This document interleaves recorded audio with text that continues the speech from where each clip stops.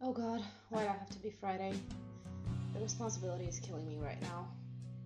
But on the other hand, I'm actually kind of glad I'm Friday because the movie premiered here on Wednesday, which is weird. I'm not used to getting my movies before America does. But that gave me enough time to calm down, and after crying and then smiling for a whole day non-stop, which probably convinced my mother that she had raised a maniac, I'm finally ready to talk about it like a sane human being.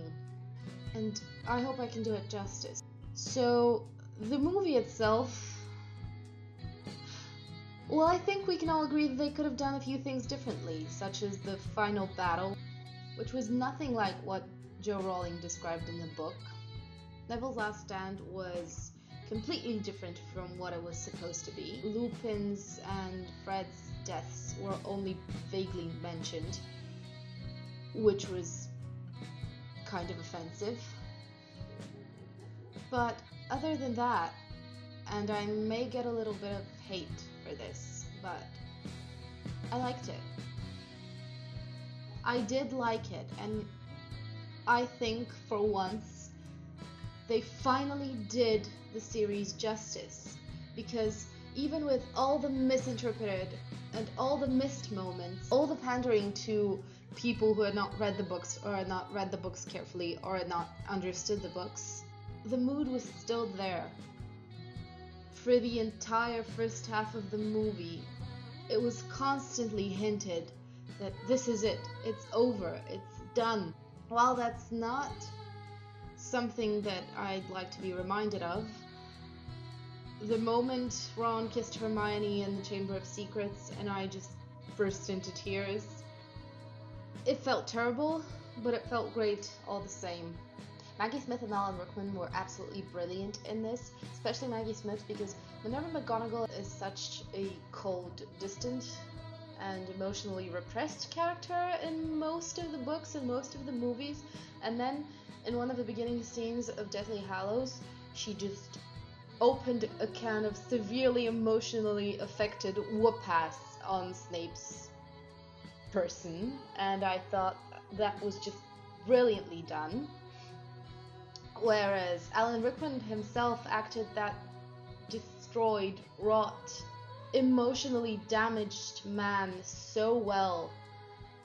Oh, I just love Severus Snape. Rickman's portrayal is one of the few in the movies where I have absolutely no complaints at all. The death scene, that was one of the moments I cried. A lot. Like, I literally shook in my seat.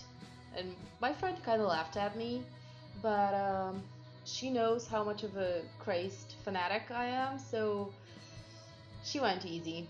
The thing I didn't like was the awkwardness. Like Luna and Neville and Ron and Hermione, people who have just survived the final battle with the darkest wizard of all time, should not be awkward about liking each other. But overall, I did like it. I think that it was a great finale.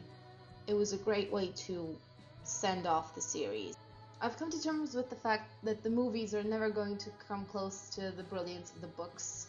I think that this one, although it wasn't a perfect interpretation, it did Deathly Hallows justice. The thing that gave me so much joy was that at Ron and Hermione's kiss, the theater erupted into applause. 50 strangers in a dark theater shared this really personal moment of this thing that we loved that was now ending. It was brilliant. That's what Deathly Hallows is all about. So there won't be any more crying. Although the newness of Harry Potter will never again happen. We'll never have another new book. We'll never have another new movie.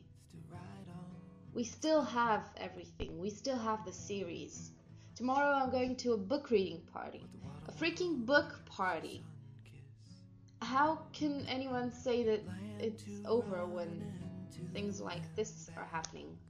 So, I guess we're finally leaving Hogwarts. But that still leaves us an entire wizarding world.